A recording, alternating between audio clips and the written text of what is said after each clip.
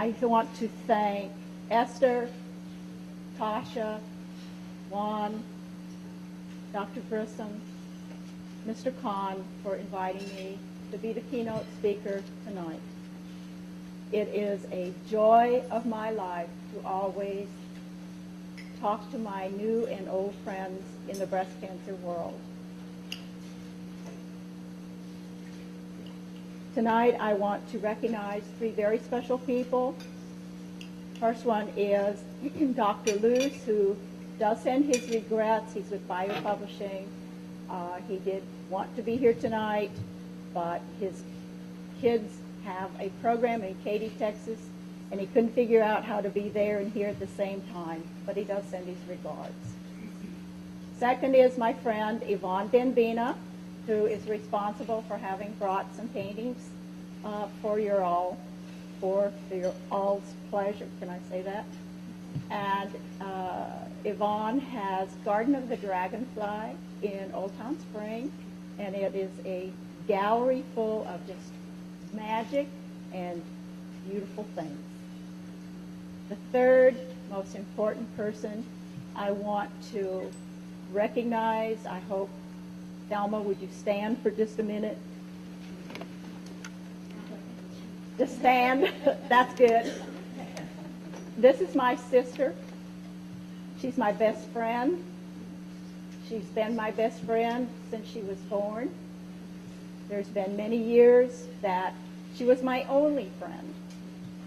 And as a token of our love, one day, she ate the fuzzy caterpillar I gave her. Yeah, you heard, fuzzy caterpillar.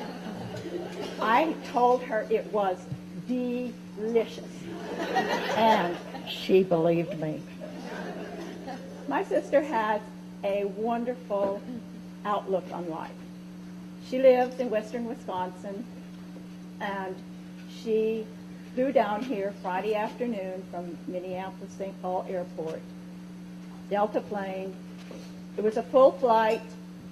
They get to the end of the runway, and they stop.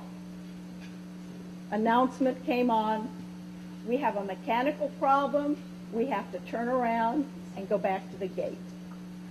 You know, about this time, the grumbling starts. And have you all ever noticed that it's always the men who do that grumbling? I know that's a sexist statement, but I'm sorry. They get back to the gate, and they're told that they can't fix it. They have to have a different plane.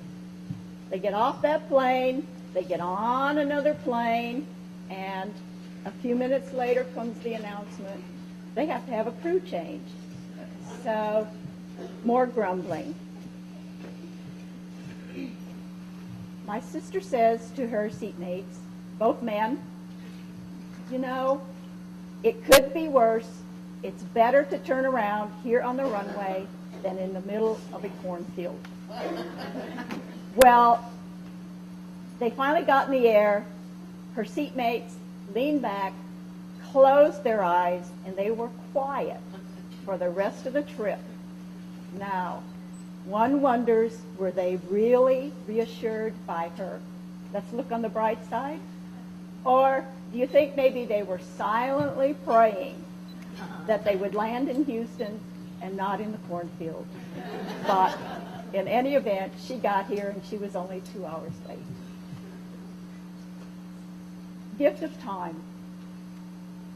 Gift of time is a powerful, powerful theme. It is an awesome idea. It inspires painting. It motivates my obsession, and it informs my words as I write. The last time I was in Dr. Sutton's office, he asked me, what have I been doing with my time? Easy answer. I've been painting, and I've been working on my next 2 books. And I want you to know that over the last 20 years, Dr. Sutton has heard me say a whole lot of bizarre things, far out there things. And God love him, he just never reacts. But working on 2 books at the same time, his brow wrinkled, his eyebrow went up, and he said, "How do you write 2 books at the same time?" And my friends, I have to digress for just a minute. Dr. Sutton, it really has been 20 years. And I have it on the good authority of our friend, Dr. Askew, that we neither one look a day older. However, back to writing 2 books at the same time. I can tell you that I can't walk and chew bubble gum at the same time. So my mom would say, "That's a darn good question. How can I do that?" Well, paraphrasing an old song, the answer is, I get a lot of help from my friends. Gift of time. The inspiration that informs my words. One of the next books will have 3 chapters. Live, love, and laugh. And y'all have heard that before. What do I mean by live? I mean follow your heart and pursue your dreams.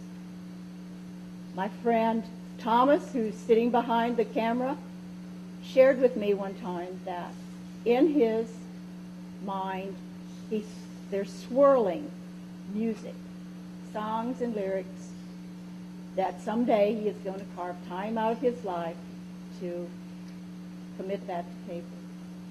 He knows that he's the only one who can do that. That passion is in his own head. He's the only one who can do it. Follow your dreams, follow your heart, and pursue your dreams. What do I mean by love? I mean 2 words, day brighteners. In Esther's closet, she has a caring closet. Y'all know about Esther's caring closet, I feel sure. Our closet.